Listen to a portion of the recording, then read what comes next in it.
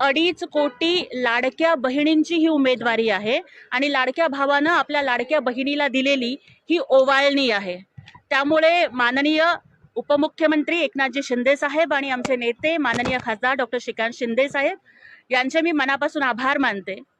आणि खरंच विश्वास बसत नाहीये, कारण सोलापूरच्या एका गल्लीतली सर्वसामान्य कुटुंबामध्ये जन्माला आलेली मुलगी, जिने आयुष्यभर गरिबीचे चटके खाल्ले, जिला सत्ता म्हणजे काय, राजकारण म्हणजे काय, पॉवर म्हणजे काय, पॉलिटिक्स म्हणजे काय या कुठल्याही गोष्टीचा स्पर्श नव्हता, परंतु वडील दलित पॅंथरचे कार्यकर्ते, काबाड कष्ट करणारे माझे आई वडील, कदाचित त्यांना राज्यसभा म्हणजे काय आणि वरिष्ठ सभागृह म्हणजे काय आणि कनिष्ठ सभागृह म्हणजे काय हे पण त्यांना आज सांगून सुद्धा खरं वाटणार नाही।